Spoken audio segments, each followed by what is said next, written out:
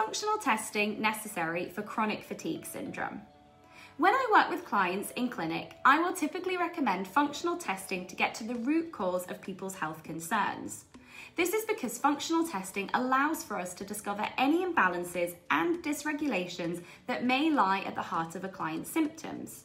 This can in turn help to guide the dietary and lifestyle protocols for helping them to reclaim their health. A typical test I like to use is a stool test, but also in the case of many of my clients who suffer with chronic fatigue syndrome, I like to use the chronic fatigue screen also.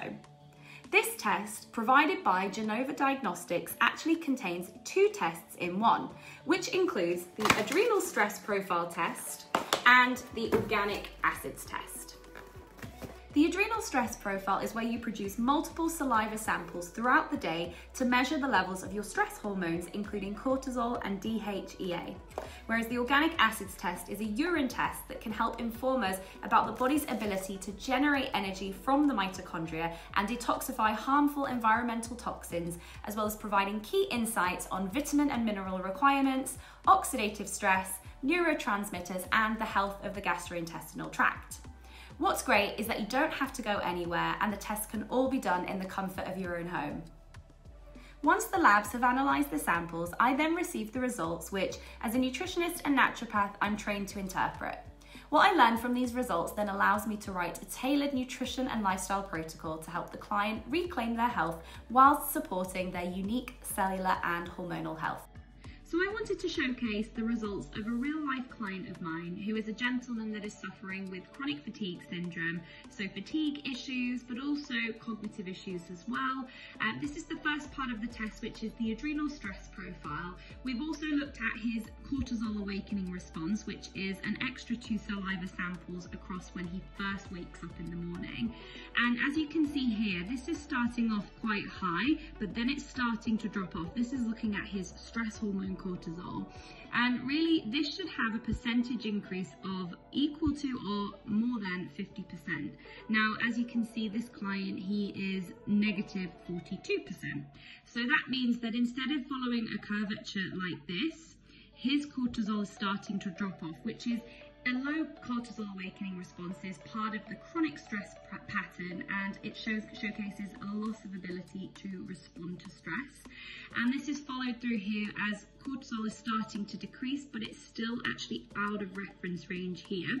And when he starts to kind of throughout the day naturally kind of decrease, and in the evening times when our cortisol is meant to be the lowest, as you can see here, between 10 p.m. and 12 a.m. his cortisol is increasing slightly, which could potentially be interfering with this client's sleep.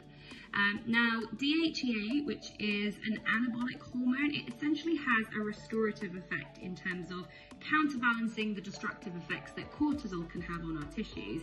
And his DHEA to cortisol ratio is 0.01, which, as you can see, is out of reference range, which essentially means in this case that this client is experiencing problematic, adrenal stress, and also it's impacting his resilience throughout the day in terms of his symptoms, and it could be an indicator that he really needs to work on his stress pattern and how he responds to stress, because obviously this is impacting his hormonal health, which is obviously impacting his symptoms as well. This is the second test that forms part of the chronic fatigue screen test, which is the organic acids test, which, as I mentioned, are compounds made in various metabolic processes which can accumulate in our urine and give us indicators of the various different systems in our body and the health of those systems and areas that need clinical support. So as you can see, this is the results overview page, which is scored from green to yellow to red, depending on which area has a higher need for clinical support. And you can see the areas here are mitochondrial dysfunction, toxic exposure, and methylation imbalance.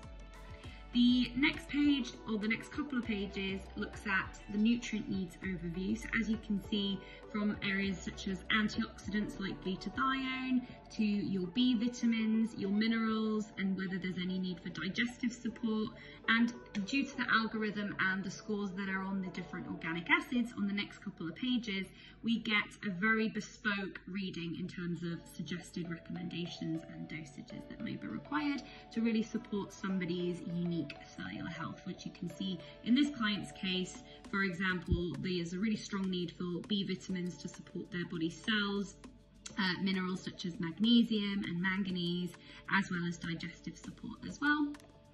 And this just gives you an overview of the various different nutrients and food sources that you can get them from. And the next page, this one essentially gives you an overview of the pathways of cellular metabolism. And as you can see, it showcases the different organic acids where there might be a blockage. As you can see here, for example, this pathway is reliant on iron and glutathione in order to run smoothly. If there's a red or say a yellow score, this indicates that that cell is somewhat not performing optimally, and that there's a higher demand for a specific nutrient to really support that cell in producing ATP, in producing energy, and really its smooth functioning. The next page essentially looks at an overview of various different parts of our systematic health. So things such as malabsorption and dysbiosis markers. You can see cellular energy and mitochondrial markers. So these are looking at the different areas of our metabolism, from the breakdown of fats, carbs, and other different nutrients that we're consuming. And looking at vitamins, we see neurotransmitter metabolites as well, and also toxin and detoxification markers. So whether potentially we might be exposed to, let's say, a high intake of plastics or petrochemicals, for example, and how that might be impacting our systems as well. And then this page really looks at organic acids such as oxalates and oxidative damage, so oxidative stress, and how potentially we might be having a high load of free radicals that we're exposed to. And also we see something called urine lipid peroxides, which is also an indicator of free radical damage on specifically fats in our body, so how that can impact potentially our cell membranes and whether there's any need for support with antioxidants there. So in this example, the client had a high kind of oxidative stress load. There was a need for certain nutrients such as B vitamins to really support the health of his cells. He was exposed to some chemicals in his environment, and we're also starting to see some dysbiosis markers as well in his. This was kind of tracking very high as well. So it gives you a really insightful overview in terms of the health of various different systems, if there's potentially a need to do further testing when it comes to the GI tract, for example, or if there's toxic exposure to, let's say heavy metals. This gives you a really good overview of personalized needs to really support the smooth functioning of your body cells and your different systems in your body.